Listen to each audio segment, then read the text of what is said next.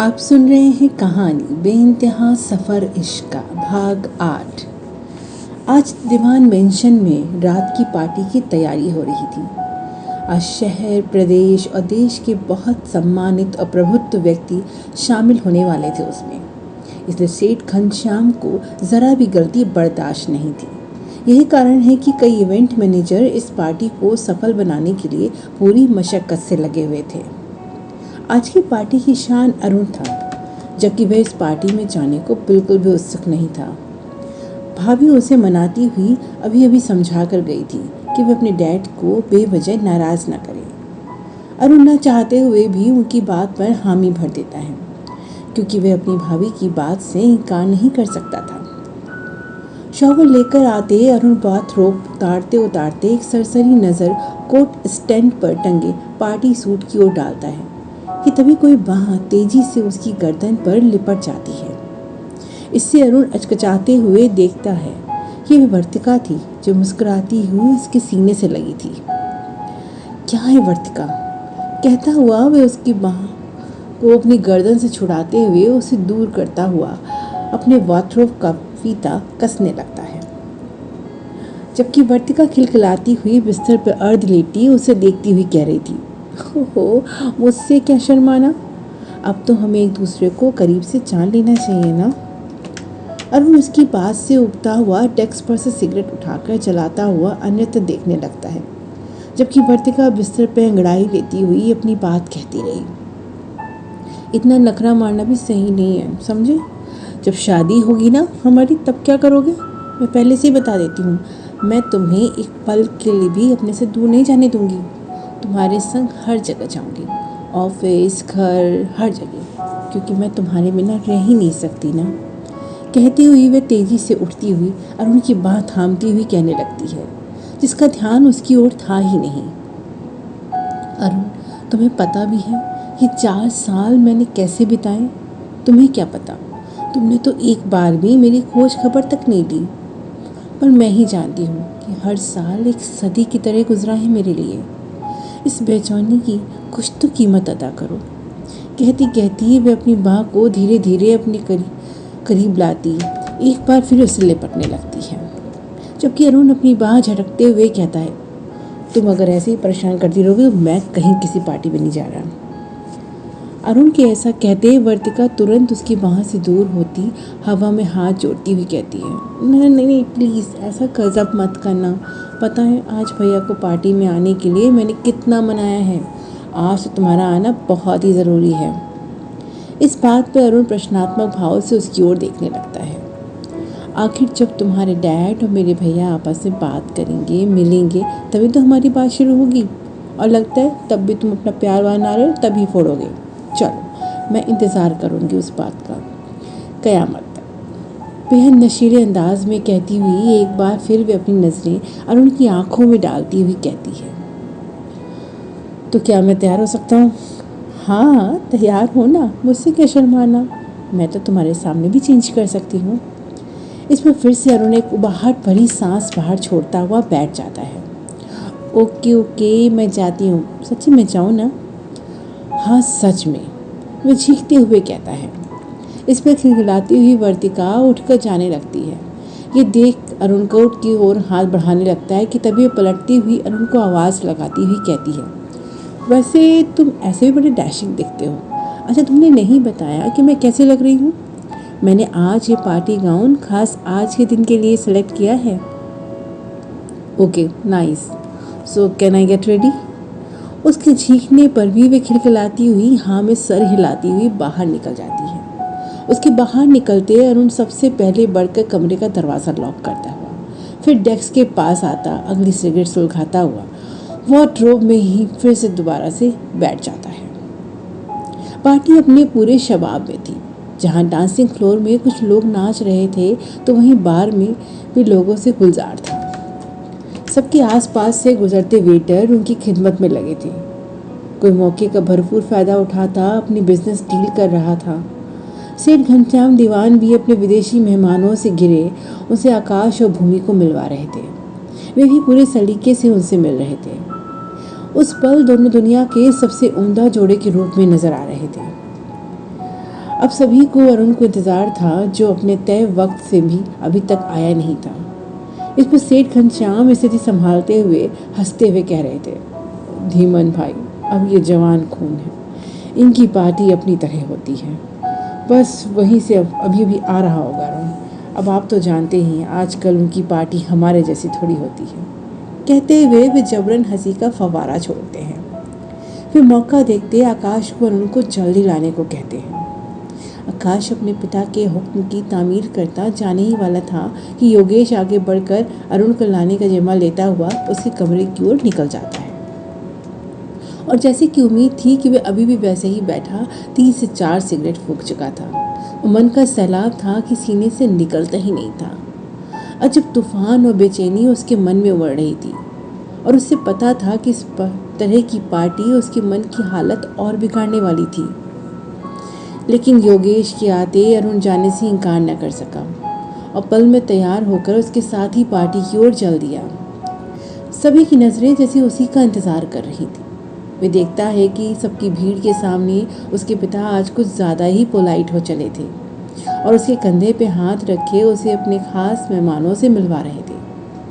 अरुण ने महसूस किया कि वे खास कर उनसे ही मिलवा रहे थे जिनकी बेटियां थीं और वहाँ किसी प्रोडक्ट की तरह सजी सवरी भी दिखाई दे रही थी। ये सब बातें फिर उसे अंदर जल्दी ही उकताहट बनने लगी और वह वहाँ से निकलने को बुरी तरह से छटपटा उठा। सूरत में अगर कोई 2 प्रभुत्व व्यवसायी थे इस वक्त, तो एक घनश्याम दीवान तो दूसरा रंजीत राय। उनकी व्यवसायिक रेस और टक्कर किसी से छुपी नहीं थी।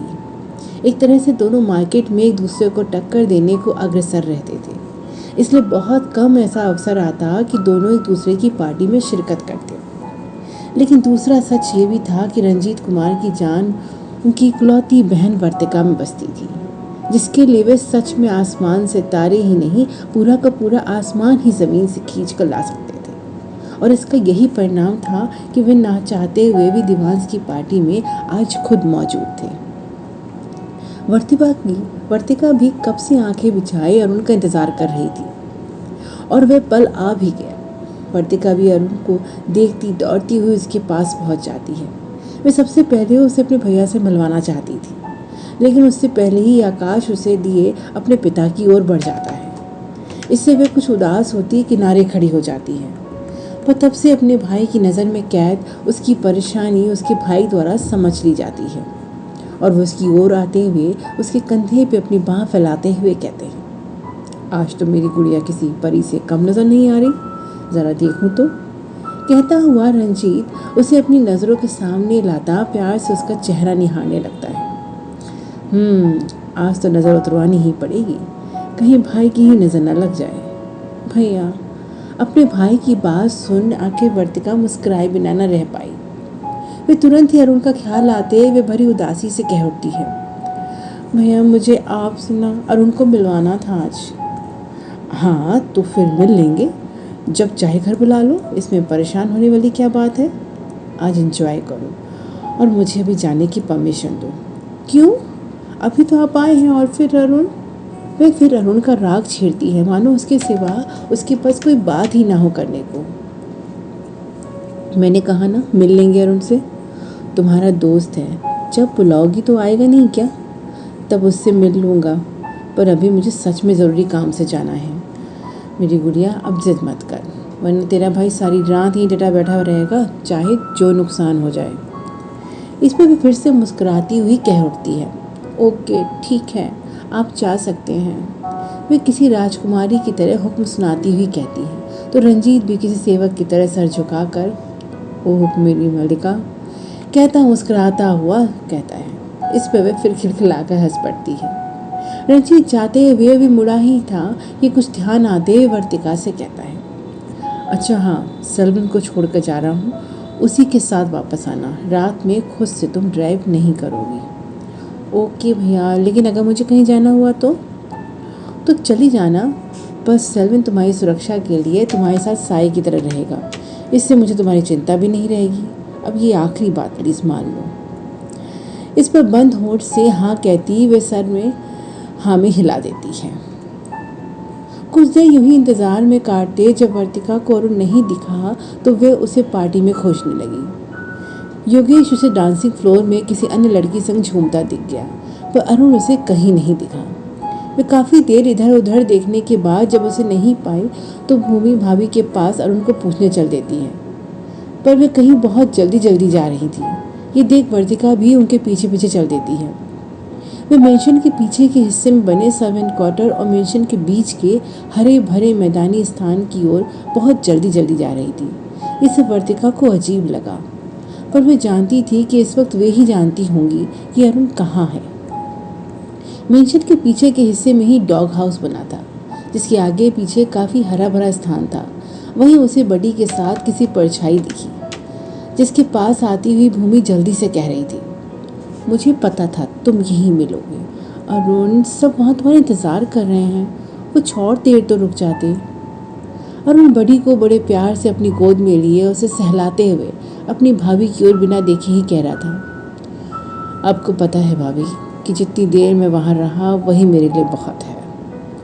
फिर भी अरुण, वहाँ सभी को तुम्हारा इंतज़ार है। फिर जिद करती हुई कहती है, नहीं भाभी, किसी को मेरा इंतज़ार नहीं है, सभी को अरुण दीवान का इंतज़ार है। सभी जैसे मुझे किसी बिकाऊ प्रोडक्ट की तरह देख रहे हैं। डैड चाहते हैं कि मैं उनके ख़ास मेहमानों की बेटियों से मिलूं, तो वर्तिका अपने भाई से मिलवाना चाहती है। सब कुछ न कुछ मुझसे चाहते ही हैं, पर कोई नहीं जानना चाहता कि मैं क्या चाहता हूँ। मैं इस वक्त सबको रोक तो नहीं सकता, पर थोड़ी देर के लिए उनसे दूर तो जा ही सकता हूँ ना भाभी। एक उसकी भाभी ही थी जिससे अरुण सीधे अपनी मन की बात कह पाता था, पर इस वक्त उसे पता नहीं था कि उनके पीछे खड़ी वर्तिका भी ये सब सुन रही है, जिसको उसका चेहरा बस रुआसा हो आया था और आगे ना सुनने के लिए वे तुरंत ही वहाँ से चली जाती है। भूमि अरुण की तकलीफ समझती थी। देखा जाए तो वह इस दिखावे से वह भी कभी कभी ऊब जाती, पर उसके ऊपर इस परिवार की नैतिक जिम्मेदारी थी, तो कैसे वे इन चीज़ों से आसानी से पल्ला झाड़ लेती। अरुण की बात सुनने के बाद अब उसका मन भी नहीं हुआ कि वह उसे आने को वे कहे, पर तभी उसे उनकी ओर आता हुआ दीपांकर दिखा, तो शायद भूमि को ही पूछते पूछते वहाँ आ पहुँचा था। वे जानती थी कि दीपांकर आकाश का खास आदमी है और जो उसी के हुक्म के चलते वे अरुण के बारे में ही उससे पूछने आया होगा। भूमि उसे देख चुकी थी, फिर भी उसे अनदेखा करती हुई वह थोड़ी तेज़ आवाज़ में अरुण से कहने लगती है, ओहो, ये बात थी तो अरुण बताना था ना पहले, ऐसे बिना कहे चले आए तो सभी को फिक्र हो गई ना। तुम्हारा हेडेक हो रहा है तब भी तुम पार्टी में आए, लेकिन अब मैं तुम्हें कहती हूँ, अब बिल्कुल भी पार्टी में आने की ज़रूरत नहीं है। अगर डैडी जी को सुनते तो वो भी तुमसे यही कहते। चलो अब तुम कमरे में जाओ, मैं वहीं दवाई भिजवाती हूँ। कहती हुई भूमि जानकर दीपांकर की ओर बिना ध्यान दिए वापस चली गई, पर वह अच्छी से जान चुकी थी कि जिस तक वे जो संदेश पहुंचाना चाहती थी वे उस तक पहुंचा चुकी थी। दीपांकर को भी अब कुछ पूछते न बना और वह भी चुपचाप वापसी की ओर मुड़ गया।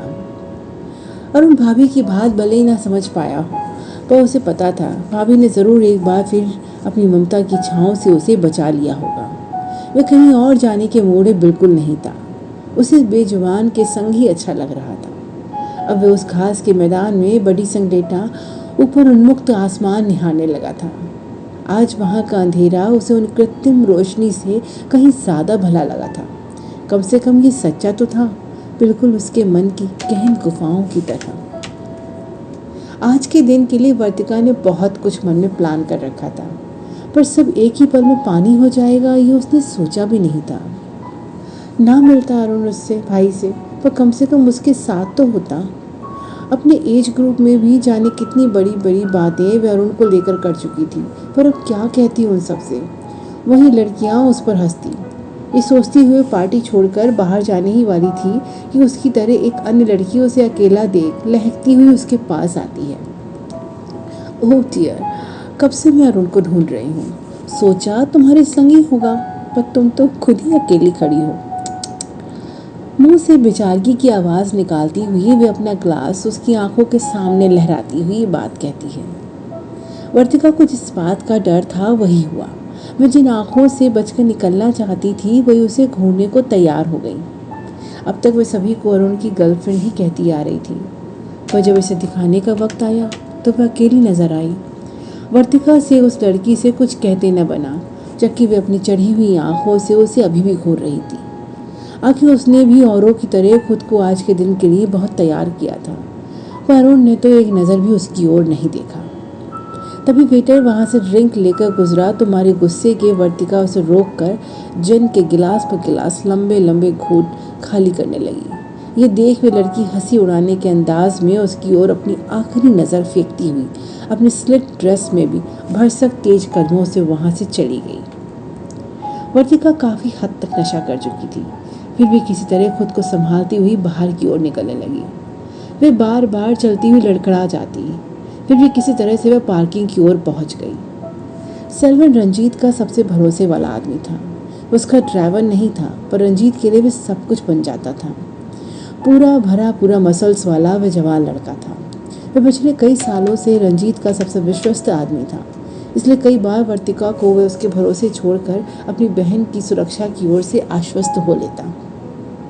सेल्विन दूर से ही वर्तिका को देख लेता है, जिससे वह दौड़ता हुआ वर्तिका की ओर आता, उसे संभालता हुआ कार की ओर ले जाने लगता है। जिनका अत्यधिक नशा वर्तिका पर हावी था, जिसे चलती चलती वे बार बार अपना होश खो देती, लेकिन सेल्विन पूरे सलीके से उसे संभाले कार तक लाता, पीछे की सीट पे अब उसे आराम से टिटा देता है।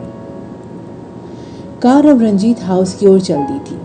तभी वर्तिका कुछ होश में आती हुई धीरे से सेल्विन को पुकारती हुई उसे घर जाने के बजाय समंदर किनारे जाने का निर्देश देती है।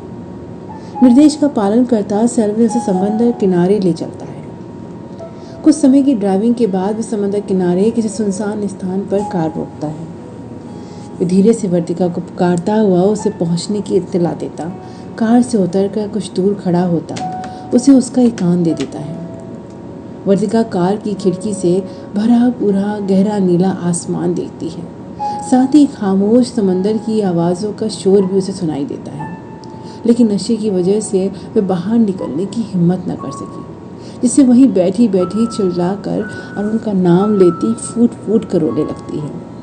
वह घर जाकर अपने दर्द बहाने के बजाय उस एकांत में खुद को खाली कर देना चाहती थी, ताकि अपने भाई से वे अपनी हालत छिपा सके।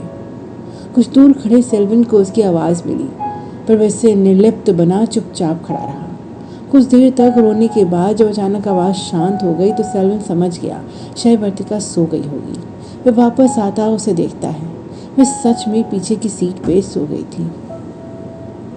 ये देखते वह तुरंत ड्राइविंग सीट पर बैठता कार रंजीत हाउस की ओर मोड़ लेता है। ये कहानी अपनी बेचैनी का सफ़र यूं ही तय करती रहेगी। तो इस कहानी से जुड़े रहें और सुनते रहें बेइंतहा इश्क सफ़र का। इस कहानी को पसंद आने पे लाइक करें और अपने मित्रों से साझा करना बिल्कुल ना भूलें। धन्यवाद।